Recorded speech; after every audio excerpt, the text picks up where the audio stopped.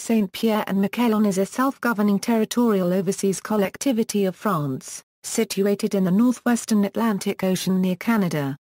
It is the only remnant of the former colonial empire of New France that remains under French control, with a population of 6,080 at the January 2011 census. The islands are situated at the entrance of Fortune Bay, which extends into the southern coast of Newfoundland, near the Grand Banks. They are 3,819 kilometres from Brest, the nearest point in Metropolitan France, but just 25 kilometres off the Burin Peninsula of Newfoundland, Canada. Etymology: Saint-Pierre is French for Saint Peter, who is a patron saint of fishermen. The present name of Miquelon was first noted in the form of Miquel in the Spanish sailor Martin de Horace Sectionable's navigational pilot for Newfoundland. It has been claimed that the name Miquelon is a Basque form of Michael. Miquelon Miquels are usually named Miquelon in the Basque country.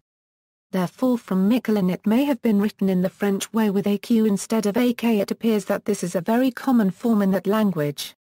Though the Basque country is divided between Spain and France, most Basques live on the southern side of the border and speak Spanish, and Miquelon may have been influenced by the Spanish name Miguel Acuden, an augmentative form of Miguel meaning Big Michael. The adjoining island's name of Landblade is said to be an adaptation of LA registered trademark La Landblade. History: artifacts belonging to indigenous peoples have been found on Saint Pierre. However, there was no Aboriginal population on the island when the first European arrived. The first European discovery of Saint Pierre and Miquelon was on October 21, 1520, by the Portuguese João Alvares Fagundes, who bestowed on them their original name of Islands of the 11,000 Virgins, as the day marked the feast day of Saint Ursula and her virgin companions. They were made a French possession in 1536 by Jacques Cartier on behalf of the King of France. Though already frequented by Mi'kmaq people and Basque and Breton fishermen, the islands were not permanently settled until the end of the 17th century. 4 permanent inhabitants were counted in 1670, and 22 in 1691. In 1670, during Jean Talon's tenure as Intendant of New France, a French officer annexed the islands when he found a dozen French fishermen camped there. English ships soon began to harass the French, pillaging their camps and ships. By the early 1700s, the islands were again uninhabited, and were ceded to the British by the Treaty of Utrecht, which ended the War of the Spanish Succession in 1713. French fishermen occasionally still visited the region, although they preferred the French shore of Newfoundland, richer in fish and with greater possibilities for provisioning and repairs compared to these smaller islands. Under the terms of the 1763 Treaty of Paris, which put an end to the 7 Years' War, France ceded all its North American possessions, but Saint-Pierre and Miquelon were returned to France. France also maintained fishing rights on the coasts of Newfoundland. After the long interlude of British occupation from 1714 to 1763, the islands knew little peace, but witnessed a significant rise in business and population, as they were now the last French territory in North America.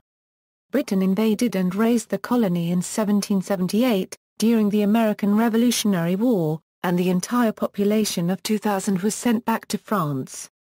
By the 1780s, about 1,000 or 1,500 people lived on the islands, their numbers doubling during the fishing season. The French Revolutionary Wars affected the archipelago dramatically. In 1793, the British landed in Saint-Pierre and, the following year, expelled the French population, and tried to install British settlers. The British colony was in turn sacked by French troops in 1796. The Treaty of Amiens of 1802 returned the islands to France, but Britain reoccupied them when hostilities recommenced the next year.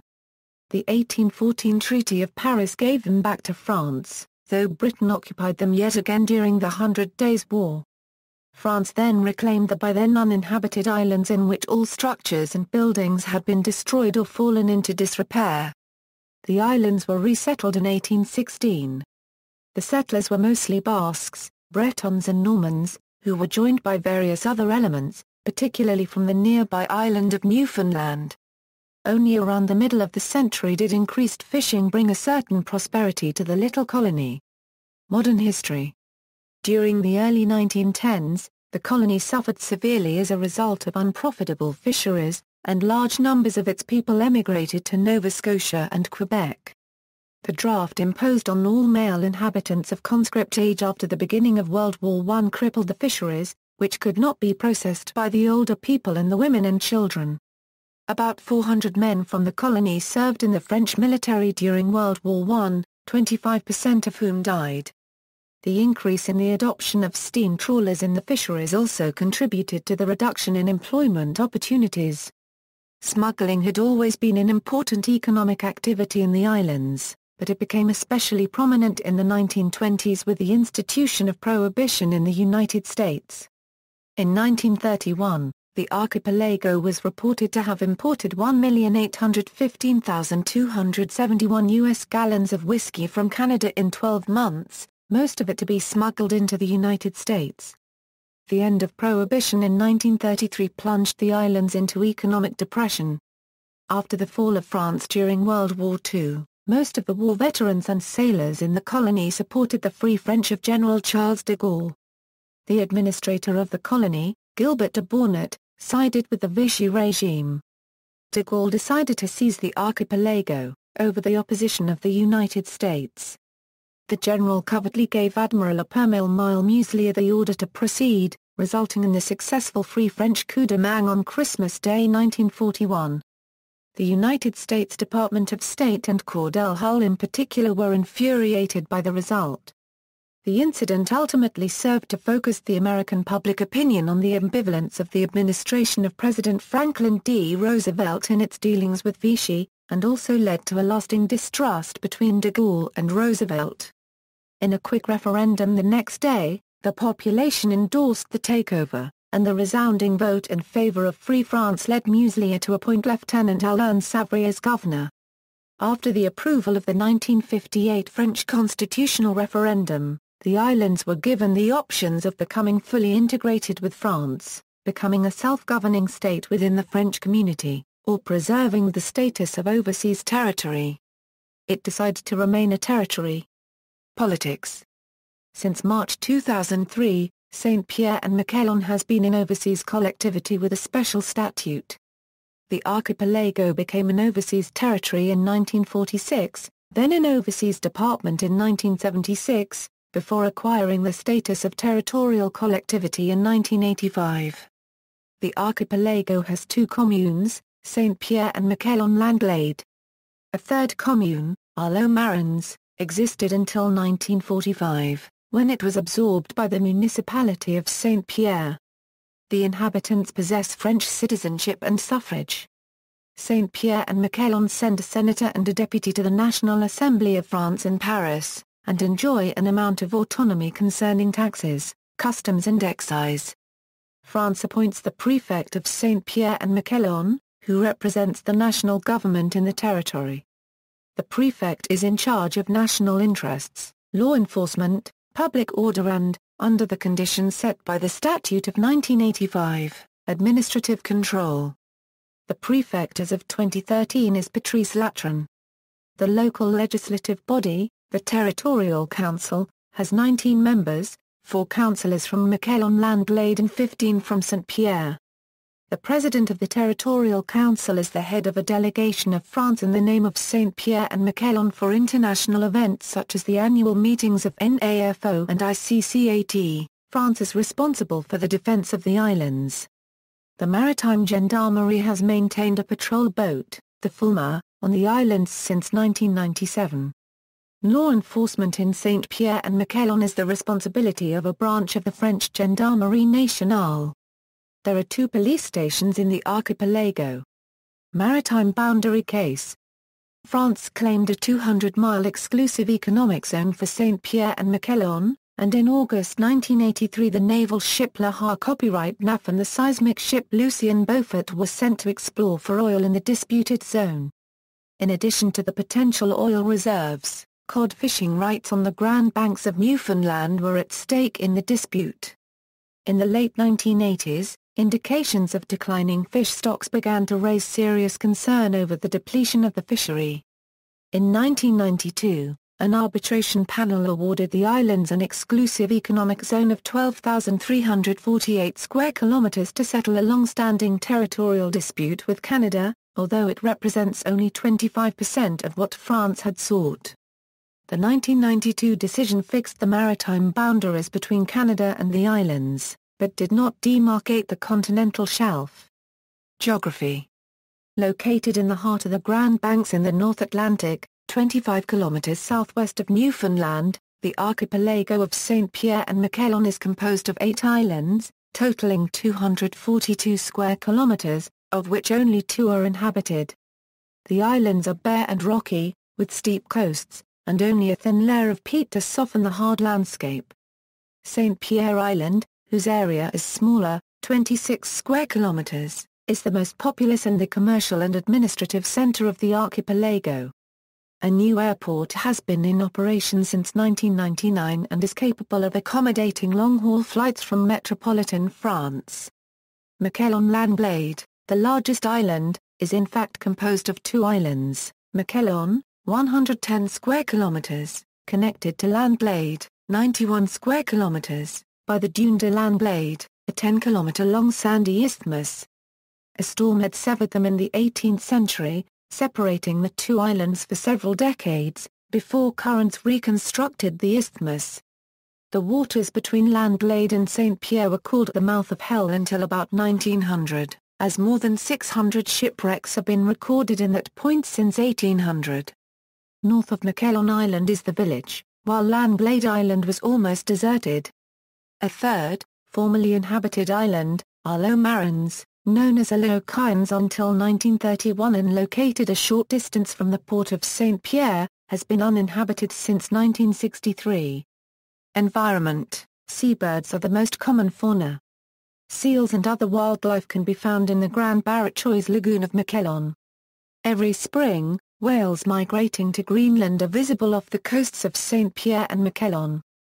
Trilobite fossils have been found on Landblade. The stone pillars off the island coasts called lanceaux soldats eroded away and disappeared in the 1970s. The rocky islands are barren, except for scrubby yews and junipers and thin volcanic soil. The forest cover of the hills, except in parts of Landblade, had been removed for fuel long ago. Climate. The archipelago is characterized by a cold borderline humid continental subarctic climate, under the influence of polar air masses and the cold Labrador Current. The average temperature is 5.3 degrees Celsius, with a temperature range of 19 degrees Celsius between the warmest and coldest months. Precipitation is abundant and regular, falling as snow and rain. Because of its location at the confluence of the cold waters of the Labrador Current and the warm waters of the Gulf Stream, the archipelago is also crossed 100 days a year by fog banks, mainly in June and July. 2 other climatic elements are crucial: the extremely variable winds and haze during the spring to early summer. Economy. The inhabitants have traditionally earned their livelihood by fishing and by servicing fishing fleets operating off the coast of Newfoundland. The climate and the small amount of available land hardly favor activities such as farming and livestock. Since 1992, the economy has been in steep decline, following the depletion of fish stocks, the limitation of fishing areas and the ban imposed on all cod fishing by the Canadian government. The rise in unemployment has been curtailed by the state financial aid for the retraining of businesses and individuals. The construction of the second airport runway has also helped sustain the activity in the construction industry and public works. Fish farming, crab fishing and agriculture are being developed to diversify the local economy. The future of Saint-Pierre and Miquelon rests on tourism, fisheries and aquaculture. Explorations are underway to exploit deposits of oil and gas. Tourism relies on the proximity to Canada, while commerce and crafts make up the bulk of the business sector. The labor market is characterized by high seasonality, due to climatic hazards. Traditionally, all outdoor activities were suspended between December and April. In 1999, the unemployment rate was 12.8%, and a third of the employed worked in the public sector. The employment situation was worsened by the complete cessation of deep-sea fishing, the traditional occupation of the islanders, as the unemployment rate in 1990 was lower at 9.5%. The unemployment for 2010 shows a decrease from 2009, from 7.7% to 7.1%. Exports are very low while imports are significant. About 70% of the island's supplies are imported from Canada or from France via Nova Scotia. The official currency is the euro. The Canadian dollar is also widely used and accepted. However, change is usually given in euro notes and coins. The Institut des Copyright Mission des Copyright d'État, the French public institution responsible for issuing currency in the overseas territories that use the euro on behalf of the Bank of France, has had an agency in Saint-Pierre since 1978. The islands have issued their own stamps from 1885 to the present, except for a period between April 1, 1978 and February 3, 1986 when French stamps were used. Demographics. The total population of the islands at the January 2011 census was 6,080, of which 5,456 lived in Saint-Pierre and 624 in Miquelon Landglade. At the 1999 census, 76% of the population was born on the archipelago, while 16.1% were born in Metropolitan France, a remarkable increase from the 10.2% in 1990.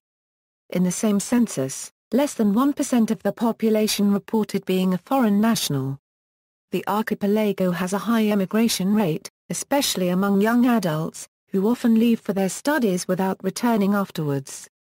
Even at the time of the great prosperity of the cod fishery, the population growth had always been constrained by the geographic remoteness, harsh climate and infertile soils.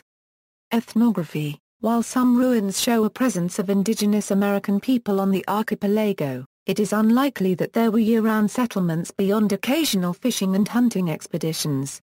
The current population is the result of inflows of settlers from the French ports, mostly Normans, Basques, Bretons and Santonja, and also from Acadia and Newfoundland.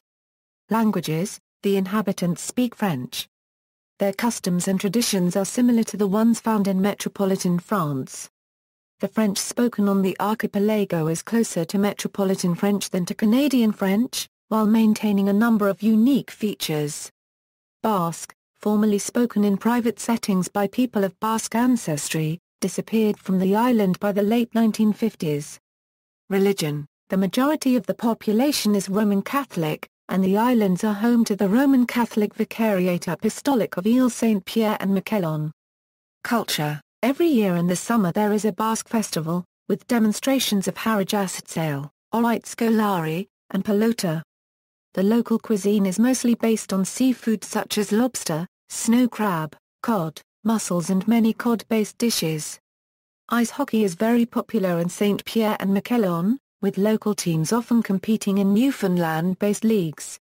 Several players from the islands have played on French teams and even participated on the French national ice hockey team in the Olympics. Street names are not commonly used on the islands. Directions and locations are commonly given using nicknames and the names of nearby residents. The only time the guillotine was ever used in North America was in Saint-Pierre in the late 19th century. Joseph Na Copyright-L was convicted of killing Mr. Cupid-Onola O'Kyans on December 30, 1888, and executed by guillotine on August 24, 1889. The guillotine had to be shipped from Martinique and it did not arrive in working order. It was very difficult to get anyone to perform the execution. Finally a recent immigrant was coaxed into doing the job. This event was the inspiration for the film The Widow of Saint-Pierre released in 2000. The guillotine is now in a museum in Saint-Pierre. Transportation. For many years, there has been no direct air link between the islands and mainland France. The new airport of Saint-Pierre, opened in 1999, was intended to overcome this problem, but the situation remained unchanged. Nevertheless, this new facility has a very modern all-weather conditions landing system. Flights from and to Saint-Pierre all pass through Canada. Air Saint-Pierre's ATR-42 aircraft flies from the Canadian airports of Sydney, Stephenville, Halifax, Montreal and St. John's all year round. The islands are connected with the town of Fortune, Newfoundland, by 2 ferries which provide regular service all year. The ferries do not carry vehicles. Communications: Saint-Pierre-et-Miquelon has 4 radio stations, all of them on the FM band. 3 of the stations are on Saint-Pierre, 2 of which are owned by Utremer-Wanneroo, along with one Wanneroo station on Miquelon. At night, these stations broadcast France Inter. The other station is an affiliate of Radio France Internationale. The nation is linked to North America and Europe by satellite communications for telephone and television service. The department of Saint-Pierre-et-Miquelon is served by 3 television stations, Saint-Pierre-et-Miquelon Wanneroo on Channel 8, with a repeater on Channel 31, and Tempo on Channel 6. While Saint-Pierre-et-Miquelon use the French SECAMK1 standard for television broadcasts, the local telecommunications provider carries many North American television stations and cable channels, converted from North America's NTSC standard. In addition, Saint-Pierre-et-Miquelon Wanneroo is carried on shore direct satellite and most digital cable services in Canada, converted to NTSC. SPM Telecom is also the department's main internet service provider, with its internet service being named Tritsu. SPM Telecom also offers cellular phone and mobile phone service. SPM Telecom uses the GSM 900 MHz band, which is different from the GSM 850 MHz and 1900 MHz bands used in the rest of North America. The islands are a separate country among radio amateurs. They also have a separate ITU prefix, FP. Therefore Saint-Pierre-et-Miquelon are visited by radio amateurs every year, mainly from the US, who activate the islands on amateur radio frequencies. These activities have made the islands well known among radio amateurs as the geographic location of Saint-Pierre-et-Miquelon gives a very good takeoff for shortwave communication all over the world. Education and healthcare. The archipelago has 4 primary schools, 1 middle school with an annex in Miquelon, 1 state high school and 1 vocational high school. The students who wish to further their studies after high school are granted access to scholarships to study overseas. Many students go to France, although some go to Canada, and the United States. Saint-Pierre-et-Miquelon's healthcare system is almost entirely public and free. In 1994, France and Canada signed an agreement allowing the residents of the archipelago to be treated in St. John's, Newfoundland. Hospital France Section Ward Union provides basic care and emergency care for residents of both islands. See also, Outline of Saint-Pierre-et-Miquelon, Index of Saint-Pierre-et-Miquelon related articles. References. Further reading, Thomas, Martin. Deferring to Vichy in the Western Hemisphere, The Saint-Pierre-et-Miquelon Affair of 1941, International History Review 19 No. 4 pages 809–835.